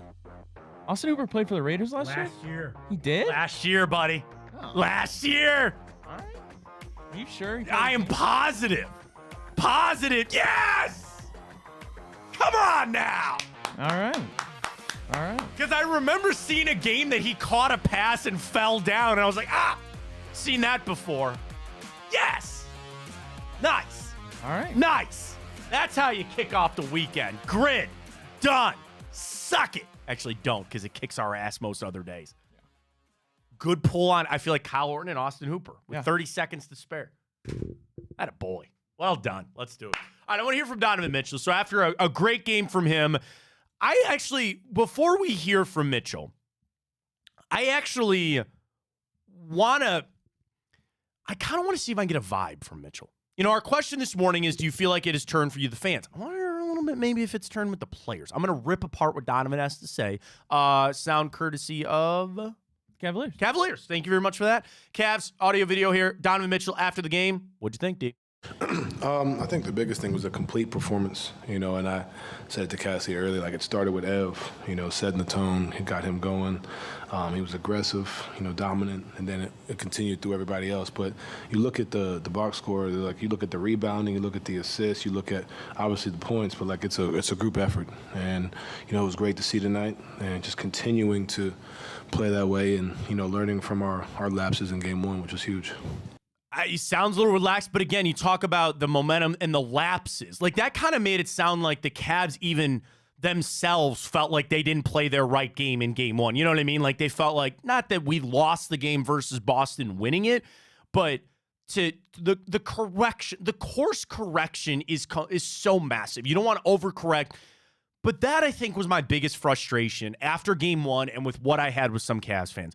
Ryan, what was I grabbing onto? What was I screaming at people? The Cavs are better than this. I know that. I know Max Strus is better than this. I know Darius Garland is better. Frankly, I know George Niang is better than this. Now, you can't wait around forever. Eventually, you're going to have to show up and play, and that's probably why Niang's minutes have been cut a little bit here. rightly so. But I knew they were better than this. I knew that they were. So for them to step up last night and play to the level that I felt like they could get to, that's a relief, man. I just feel better. And you could hear that a little bit there from Donovan when he was talking about just the confidence that they had to make the adjustments and get back to where they need to be. Yeah, I forget which game it was in the regular season. It was down the stretch when we were getting near the playoffs, but there was a game that I said, man, that just reminded me, and it was so refreshing, of how good this team can be when everybody's doing their role and playing well, and it's not the Donovan Mitchell show. They're built to be a complete team. That's why they went and got Max Strus. That's why they went and got George Niang, even though that hasn't really worked out. I understand. But you're seeing guys step up, and you're taking pressure off Donovan Mitchell. Like you said, you're going into halftime tied with him only scoring 6 points. Great. Now you can go out and Donovan Mitchell can do his thing, and look what happened. You blow him out. It's been great, and it just reminds you that this Cavs team, when you catch them on the right day, they're a really good team. But that's the thing. You need them to be consistent. You got to catch them on the right day, too. You got to exactly. Another clip that you had there from Mitchell? Yeah, this is on the Cavs continuing to play ugly, but hanging in there with some of the punches that they've gotten thrown their way. Here's Donovan Mitchell, courtesy of the Cleveland Cavaliers. I mean, I think the biggest thing is we have a group that sticks together, believes in each other. You know, even when we were going through that streak in L.A., you know, it's easy to kind of be like, all right, like we don't got it, we don't have it, you know, kind of everybody's like, you want to trend upward in the playoffs and different things, but understanding that, like, we've been through so much, so why stop, Nick, now? Like, no, continuing to believe in each other. Yeah, we've had guys in, we have guys out, we've played terrible, we've played well. Like, you know, the biggest thing is just, like I said in the during the regular season, like, I'm glad it happened then, so you understand, like, when those moments come in the playoffs. Like, we have 2 good games at home, get smacked twice on the road, come back, have a good game, you know, lose game 6, that could knock you out, like you said. But for us, it's continuing to, you know, build, and we believe in each other. I love that he went all the way back to that L.A. trip. You know, the one, again, towards the end of the season, it was like Phoenix, both the L.A. teams. I think Denver was mixed in there. I mean, to go back, he's right. That is how you build the foundation of your team, so you have something to fall back on. And that is, I think, again, why last night was really important for the Cavs, to have something to default back to prove that you're in. Like, we all want validation in life, right? We all search for that, right? The validation that this Cavs team is good, that these individual players are good. Part of the reason I think Darius Garland has been struggling is the mental side, and he hasn't had that validation that this shot's going to go in, that I'm cooking right now, like I'm feeling good. And that's life, that's sports, it's good, it's high, it's lows, all of it. The validation for them to fall back and say, yeah, we've gone through this and look where we're still at. We've gone through that. You want to have something a little more recent. Because I got to tell you, Ryan, I don't know if you'd agree with me on this statement, but I'll make it anyway. I got no validation out of that Orlando series. Did you? Did you get any validation? You did what you were supposed to do. Even though it took 7, it was, you talk about winning ugly, which is what Donovan was discussing there. I didn't quite get the validation that I was searching for in the Orlando series because they just did what I expected them to do. So what they did last night gives that to me to go, this is kind of how you should be playing. Now, you could play the game exactly how the Cavs did last night and still lose. That's how good Boston is. But it was a perfect storm. You played that well, and I frankly think Boston played like crap. And for Boston, that's probably their mindset. Go, we are the better team. We had the really off night. It's no problem. We'll get back after this. But there's that inherent pressure. Don't do it again. You could do that against the lowly Miami Heat without Jimmy Butler. You could play some crappy games and go ahead and smoke. I don't think you're pulling that crap on this Cavs team. You're really not. So to hear from Mitchell, to go all the way back to that LA series, or that LA trip's what he's talking about, to bring that back, and then you bring this back of how you played, you're walking a little more upright today. You're smiling a little bit more. You sit there, even as these players, like, I always imagine how I feel about it versus like how lifting that must be for the Cavs. You know, I'm sitting here, I'm enjoying my morning, we're having a great show, appreciate it. We got the freaking grid. It's a great day. Imagine how much better those guys feel. Yeah, hell of a way to get a first road win in the playoffs. Under JB Bickerstaff. Since 2018. Oh, wow. Well, yeah, that's right. You haven't been in the playoffs since then. Hell of a way to get that off your record. You know, the other thing I thought of there, you know how much this must be just burning Jared Allen? This and whatever his future might be, if he can get into this series, you know, you wish and hope, and maybe the ribs will turn a little bit, but how much that must be just be gnawing him gnawing. And I also, to go even a step further, talking about the validation there, isn't that a little bit on Donovan Mitchell getting Darius Garland? Hit some shots too. When you see him like in that Orlando series, arm around him, like, dude, I need you. We got to show up here. To have that confidence from your player, from your star player, but your teammate, your friend, to say like, I'm gonna still go to you, man. We need you. I'm sure Evan Mobley wasn't feeling all that great about his game. You had so many guys. Like Donovan Mitchell was feeling good about his game. Set that aside. You had Evan Mobley coming out of that game feeling better about how he's playing. You had Darius Garland come out of that game feeling better about how he's shooting. You had Karis LeVert come out of that game feeling a lot better about how he's playing.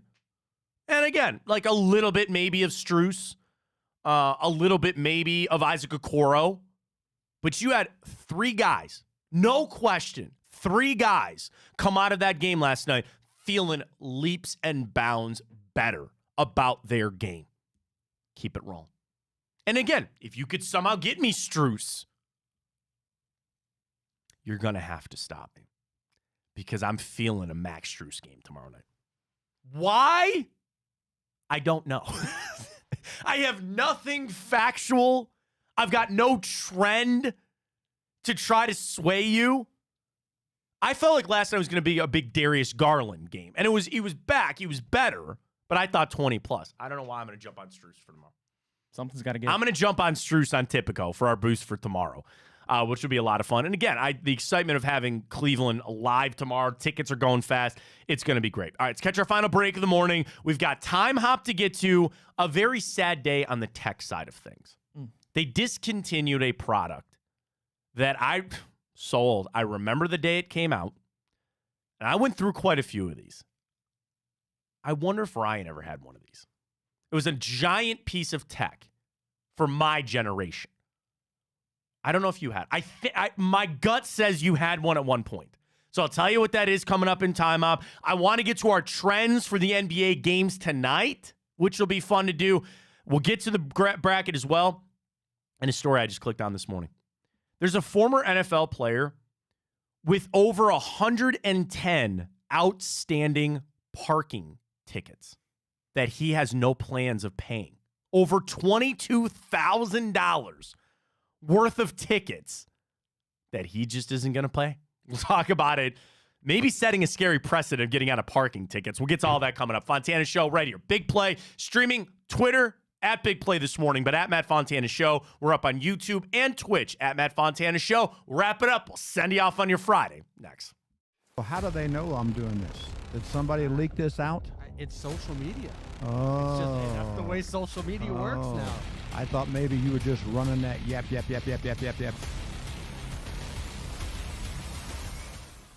Welcome to Big Play, a sports media team that started back in 2014, and now we're not in a garage. Look at us, incorporating some of Cleveland's favorite sports personalities, bringing you fun and compelling content from downtown Cleveland. Coming to you live from the shores of Lake Erie and Burke Lakefront Airport, join Team Big Play for all the best sports talk in Ohio. Check us out on social media at Big Play, bringing you fun and compelling content from downtown Cleveland. Anthony Schlegel, just how physical he was. You saw the girth and the power and everything he was bringing to the table, especially when he was a nice beefy 255 playing middle linebacker. We were called soft last year. You don't want to be soft, especially when you come to the playoffs. So that's going to be a process throughout this season of establishing us as a harder team here in the How does an Ohioan build the perfect parlay? Who's got something? Big guys looking for long odds. The kids in Columbus are covering better than anyone.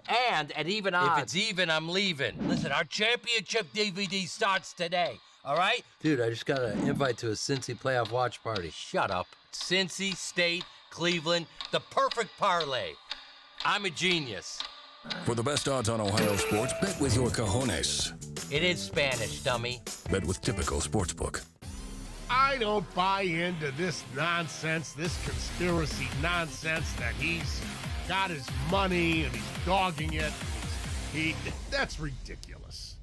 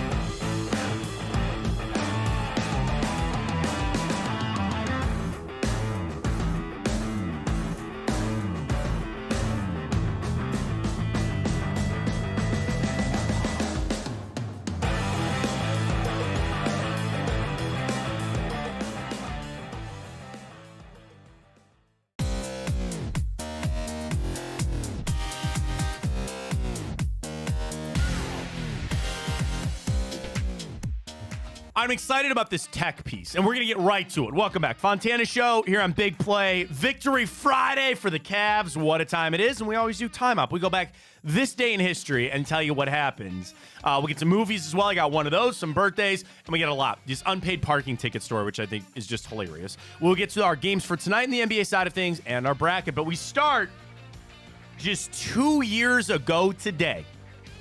Apple announced they would be discontinuing the iPod. Ryan, did you ever have an iPod? Not an iPhone, an iPod. I had an iPod Touch. Yeah, iPod. That's fine. I remember when the iPod first came out. You don't know the hell that my generation went through. So number one, CDs. How many CDs have you ever bought in your life? Not many, right? 0. That was the most important thing as a kid growing up in the late 90s, early 2000s. Because they also sold CD players that claimed they had anti-skip technology. Because if you put a CD player in your backpack and you were walking, it would skip, right? Anti-skip never was a thing. So you always had to have your CD player with batteries, and you also had to have your book of CDs. So that was a prior generation. Then MP3 players started coming out. Ryan, the first MP3 player I ever bought held 80 songs. That was it. It was like a 70 megabyte thing. Now, like, dude, gigabytes, terabytes, all that kind of stuff. You had to put 80 songs on it, and you always had to sit there and question what song you were going to put on or not. Then the iPod came out. And the original one, they had the slim, then they had the big, thick, brick-looking ones with the wheel, and you'd scroll through. I mean, I'm sure that they have ones now that sell for, insane amount of money, like sealed iPods.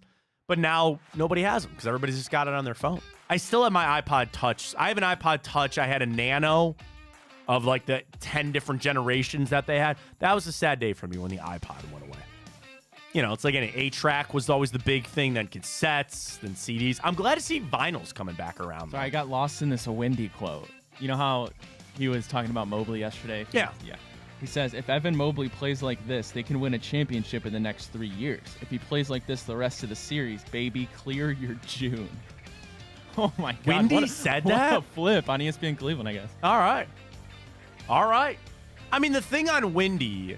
That's a great what a win can do. Oh, my goodness. And Wendy, what I was going to say is Wendy does not... I've worked with Brian for a long time, and he's really a great person. I love Wendy. He's going to shoot you straight, man. He ain't blowing smoke up nobody's rear end. Get ready I'm just saying. Clear I'm your just June. saying. I'm just saying. Wendy will tell you how it is. He tells you what it is and how it is. So if he's feeling that high on Evan Mobley, all right. Again, just one game, but like, and I think it's in part he scored, but I brought up some of those defensive metrics that he had. He was locking it down. So you're going to tell me you're going to get 20 and 10 from him and play the defense that he did? All right. I needed somebody to step up. If it's got to be Evan Mobley, by God, it'll be Evan Mobley. Goosebumps. I'm all for it. Steph Curry became the first ever unanimous MVP in NBA history this day, 2016. All those wins, baby. Yeah, felt good. Speaking of a winner, LeBron hit a game winner. Cavs beat the Bulls 86-84 in Game 4 of the playoffs this day, 2015. I think this was Eastern Conference semis that tied the series at 2. Would you like... Hang on. Cavs 2015 playoffs. I want to go box score. I want to see how you can do here. NBA playoffs. This was the Eastern Conference semifinals. This would actually tie the series at 2, and the Cavs would just win all the rest of the games. They won 4-2. 86-84. Would you dare guess the leading scorer in this game? He was on the side of the Chicago Bulls. 2015? Yep. So was it Derrick Rose? It was Derrick Rose. He put up 31 on the Cavs. Jimmy Butler had 19. Oh that Bulls team, he was on that team. Yeah. I forgot. Yeah. The only issue with that, you had Derrick Rose go for 31. Jimmy Butler had 19. They did not have another player in double digits. Joakim Noah with 8. Mike Dunleavy had 4. Kirk Heinrich off the bench. For the Cavs, 25 from LeBron, 12 each from Kyrie and Tristan. Give you $1,000. You name the second leading scorer for the Cavs with 15. Not Kyrie, And it wasn't Tristan Thompson. Wasn't JR either. Off the bench. He had 13. Okay, it wasn't Iman. No. Delhi? He only had 5. Good guess on Delhi. No. He only had 2. Okay. Oh, this is fun. 2015. Second leading scorer in this game. He had 15 points on 4 of 5 from the field. And 7 of 8 from the free throw line. Timothy? Yeah! I don't have $1,000 to give you. Timothy Mozgov. Let's go. Is correct. Cavs get the win here, and again, they would go on to sweep that series right on up. All right, here we go again. This day, 2008, Cavs beat the Boston Celtics 108-84. Cut their deficit to 2-1 in this conference semifinals. LeBron had 21 points, 5 rebounds, and 8 assists. Second leading scorer for the Cavs in 2008. Their guess. Zindrunas? No. Bergeau? No. No way it was Mo Williams. No, good guess, though. Not Booby. Nope. Oh, is it a guard? Yep. In 2008, Eric Snow? No, good guess, though. He was gone by then. I don't know. Delonte West. Delonte West, wow. LeBron and Delonte each had 21. Wally Zerbiak had 16. 12 for Zydrunas Ilgauskas. Joe Smith had 17 off the bench. Daniel Boobie Gibson did hit a 3 in that. So the Cavs cut the deficit there this day, 2008. Did you ever have a GameCube growing up? Oh, yeah. It was released this day, 2001. I feel like that's on the secondary tier. You know, like PlayStation, like specific consoles. PS2, never be touched. I'm telling you this. It was the most sold video game console of all time. PlayStation 2. I had the OG Xbox because I like playing Halo. The Sega Dreamcast always gets sold short. I had a Sega Genesis in the 90s as a kid, and then I got a Dreamcast. We never really did GameCube, though. Never really had a GameCube, but it came out this day, 2001. Also this day, 2001, the XFL, that version of the XFL folded. Do you think this UFL is going to work? They combined, which I think is the right thing. You know, I'd be lying to you if I didn't say that on a Saturday. Now it's hard because there's NBA playoff games, like Brian turning off NBA playoff games. I'll flip over some hockey. Like, if it's on, I'll sit down. But, like, here's how I view that real quick. I feel like that is something that I am the perfect barometer. As I'm 34, I'm a dad. Are you sure about that? I'll be almost 35. I'm almost 35. Didn't sound too sure your age. I almost said 35, so I'll be 35 in a month. But I'm 34. I'm a dad. I'm an above average sports fan. I'm the one person that the UFL has got to grab. And I don't know if they have. Now, the question is, if there was an Ohio team, would that change for me? Probably. I don't know. But I hope it works. I think for, again, 5 minutes of me turning it on, the freaky rules and all that kind of stuff, I'm kind of in. Speaking of football, this day, 1969, the plans for the AFL-NFL merger are completed. Smart there. Look at where we're at today. This day, 1962, the first ever issue of The Incredible Hulk was released. I wonder what that goes for on the secondary market today. Issue 1, Incredible Hulk.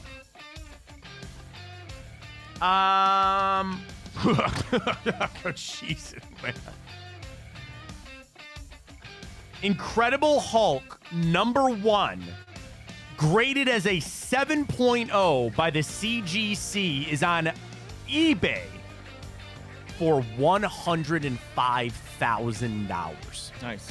I can get you a CGG, again, the grading. That's a 7. I can get you a 4 for $22,000. Okay. If you're interested there with the Incredible Hulk. Are you paying for it?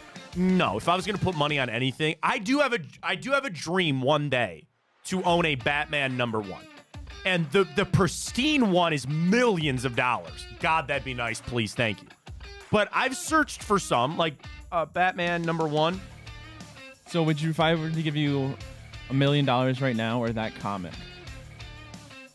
I'd rather have the $1 million. I'm glad because you said I can so. just, like, seriously, here's one that is I can get one for like $500. It's not like okay. highly, How about this? But I just want to have. How about one. this, Matt? I give you $1 million right now. Yes. Okay. Let that sink in. How much you could do with that? Lot. Buy a house, kids' college. Yeah. Or I give you a Batmobile. Which Batmobile? Anyone you want. But you can't buy. I can't resell it. Right. Yeah. No. $1 million. Don't get me wrong. I love Batman. If you were a single guy, though, probably a Batmobile. What am I going to do with it, though? What do you mean? Driving around? If I had to pick Go one. fight crime. I would want this. I would want the 89. Like, the instant one would be the one from the 60s. Have you seen the one from the 60s? George Ferris built that one. That one is legacy and cool. I've seen it. I've been at Comic Cons of remade ones. I actually have paid good money to get my picture taken with it. You've never driven it. I've never driven it. Then you talk about the one from 1989. Again, there's ones left and right. I don't want the Tumbler. I don't want one from Forever or Batman and Robin. I certainly don't want the Ben Affleck one. Doesn't quite do it for me. I'd take the $1 million. Plus, especially right now, I have no place to park it. I have no place to put it. Okay, you get a Batmobile, but your kid has to go to Michigan. No. And you have to pay for it. No. You're insane. No. Now you got me on here. A lot of this stuff looks hokey, buddy. I Googled Batman #1. And it's not like I can go buy one for $8 on Amazon. I don't want a reprint. I want an actual one. And there's one allegedly on sale on eBay. Oh, it's a reprint. Duh. That'd be why. I'd have to pay $500 for a reprint? Oh, my God. I'm never owning one of these. A 2. On a scale of 10, a 2 is $200,000 for an actual #1 edition Batman. God bless it. Well, I hope to get there one day. Yeah, man. I ain't getting one of these. Well, again, I should never say no, but I hope to get there. That'd be nice, but maybe one day. This day, 1877. You want a little trivia question for you this morning? All right. 1877. Take that for what it's worth. Rutherford B. Hayes, okay, president, correct. White House, had the first what installed at the White House this day, 1877? Telephone? Rutherford. Nice. I think we talked about this before. Nice. The first telephone installed in the White House this day, 1877. This day, 1869, the Transcontinental Railroad was completed. So there you go. Very happy birthday goes out to swimmer Missy Franklin, Elio Castroneves, Bono, Kenan Thompson, Sid Vicious, Chris Berman, Pat Summerall, and Danny Carey, drummer of the band Tool, all celebrating birthdays today. One movie for you today. Came out this day, 1996. Your hint is, for some ungodly reason, they are remaking this movie, and there are promos for it everywhere right now. Really? It is a geological thriller. It's a movie where, something about the Earth is getting after you. They're remaking this. One of the lead actors unfortunately passed away. Oh, yes. Twister. Twister is correct. Ooh, this storm. One of the funniest things I saw was somebody posted the picture where the actors are looking this way and the tornado's behind them, and somebody goes, yeah, the poster, and they go, it's behind you, bro. You would think you'd be able to understand that. The original R.I.P. Bill Paxton. You get a Helen Hunt cameo. You can't make that movie and not, right? You can't make that movie and not get a Helen Hunt cameo in that. I will probably not go see the new one. The original one's fine. I just think it's one of those weird things about not geologic, but what do they call that? A disaster movie, an Earth disaster, Towering Inferno, Dante's Peak. That's a good question. Volcano. I want to know what the best disaster movie is. 2012, Cloverfield. Right. The Day the Earth Stood Still. My money would be, I really like Dante's Peak. It's a volcano movie with Pierce Brosnan. That's a good flick. The Towering Inferno. Earth disaster movie. Now, do you count Plague and Pandemic in that? Do you count I Am Legend? I would. All right, I Am Legend counts. The Last of Us, it's not a movie, it's a series, but And Last of Us is so good, man. I think it's so good. Zombieland is good. Zombieland's pretty good. I do like that movie. It's a fun little movie. I'd agree with you on that. But yeah, as far as like Earth disaster flicks, yeah, Twister's pretty good. What's the what'd you say? The one with Tom Cruise, right? That's the what's the Tom Cruise disaster movie? I don't know. Not 2012. War of the Worlds. Or Edge of Tomorrow? War of the Worlds. I think that's what I'm talking about. Yeah, that's what. Oh no, that's an alien invasion. Huh? That's not what I'm thinking of. Was he not in the day? Wasn't the day there's stood still? Day Earth Stood Still, 2008 remake, directed by. Is that not Nicolas Cage? That is Keanu Reeves. Stars an alien sent to change human behavior in an effort to save the Earth from environmental degradation. That didn't see it, but disaster film. I have to write that down.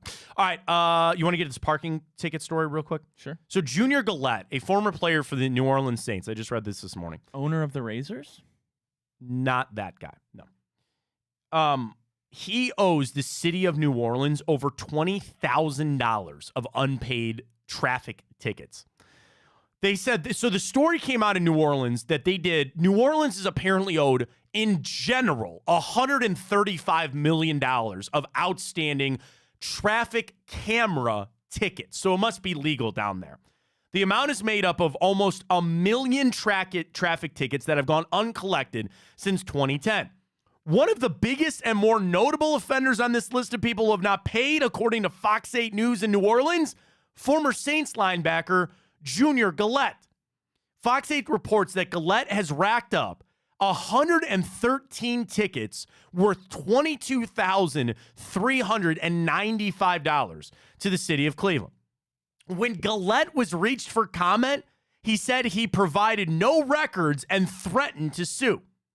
New Orleans Chief Administrative Officer Gilbert Montano claims the city has difficulty collecting on traffic camera tickets because they only rely on booting the offending vehicles and sending tickets to the recipients to collections. He claims if the offenders can avoid those two things, there's nothing they can do. So I'm assuming Junior Gillette, who doesn't play for the Saints anymore, just left New Orleans. So they can't boot his car. And if he doesn't update his address, what are they going to do? $22,000 in moving or in traffic tickets. Only 63% of tickets issued by the cameras in New Orleans had been paid over the last 5 years. One couple in the city owes $116,000 for over 700 tickets, another $85,000 on 400 tickets to the city of New Orleans.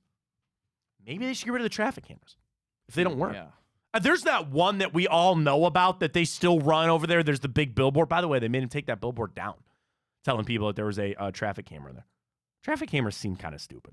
Yeah, they are. Like, you get pulled over, you get pulled over. That's fine. But traffic cameras, the world we live in, I don't know. Eventually, they're just going to monitor our cars. And that's exactly where we'll be. All right, let's get to our games for tonight. Knicks Pacers. This is a 7-point spread on the side of the Pacers. I think I'm leaning Knicks. Let's go. New York, 11-2 straight up in their last 13 games, but not well against Indiana. The Knicks are just 2-4 against the spread. Their last 6 games against the Pacers, they are 7-3 straight up, but they don't cover. But New York on the road at Indiana, not good. 5-15 straight up in their last 20 games on the road against the Pacers. You flip it over for Indiana, not much. The over would be the play. 6 out of the last 7 games for the Pacers, 7 out of their last 7 at home, and 6 out of their last 8 games against the Knicks. The over has taken. I'm taking you're going to give me 7. I will take the Knicks in this all day long. Right. Yeah, I mean, I wouldn't necessarily be surprised to see Indiana back at home have one of their offensive explosions where they're putting up like 130, and I wouldn't be shocked to see them get a win here at home. One of them, either it's this game or game 4. I just don't know when that's going to be, so I would, if I bet on, I'd probably give the Knicks the points. All right, Denver, Minnesota, Timberwolves, a home 4.5-point favorite. Before I get to the trends, I got to tell you, I might like Denver outright. But Nuggets, a little bit of a cold streak on covering. Just 1-5 against the spread their last 6 games. They were favored in a lot of those games by a lot. Denver is 10-5 straight up in their last 15 games and on a 10-4 straight up their last 14 road game streak. So they're playing well on the road. The problem is Minnesota. Denver is just 1-7 against the spread their last 8 games against the Timberwolves and just 2-4 straight up their last 6 games against the Timberwolves. Flip it over for Minnesota. 6-game win streak. They've covered in all 6 of those games. They're also 6-1 straight up in their last 7 games at home and 6-1 against the spread their last 7 games at home against Denver. Trends tell me Minnesota. I got to take Denver. You on the other side on that? yeah, sure bet I am. Yeah. Can't do it? No. Something about Denver? Can I get you a little on that? Hang on. A little boosted. Well, I don't know if they can. Well, I guess we could send them as our boost for the day if we wanted. Reminder, Manzardo boost is still going to be up with the Guardians. Get in with that. Typico, use that code Fontana150 when you sign up. All right, hang on. Basketball, NBA. I want the Knicks +7, and I want the Nuggets outright. A little +382 for me on there. I might place a little wager on that. I think I'll be in for that. So get voting, or get betting, I should say, with our friends at Typico. Speaking of voting, Ryan, the votes are in, and our winner. No shock. Millennium Force. There we go. Yeah, it was always going to be Millennium Force. Let's be real. I think the Final Four was right. Steel Vengeance, Maverick, Raptor, which I appreciated, and now you got Millennium Force. I've seen videos of that new Top Thrill. I guess they're having some problems with it.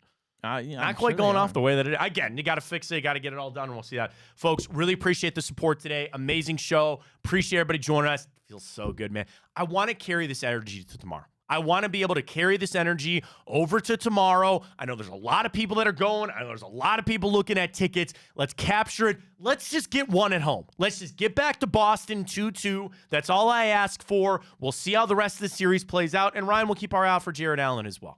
You know, we'll see. I'm operating like he's not going to play, but I'm going to leave that door open. We'll see how it goes. But just capture it. Get after it for tomorrow. I know it's going to be a raucous environment. What a steal that would be. Dude, could you imagine us going up 2-1 on the Celtics? Could you imagine that? How amazing Monday morning. Let's go, buddy. All right, big play, big bets later today. Don't miss that. And a fresh edition of Booby's World right here on Big Play across all our channels. Follow us. Twitter, Instagram, YouTube, Twitch, at Matt Fontana Show. We got it all for you. Appreciate you joining us. Let's get a weekend, Cavs and Guards. Let's get after it, too. And we'll talk to you on Monday. For Ryan Tyler, I'm Matt Fontana. As always, take it easy.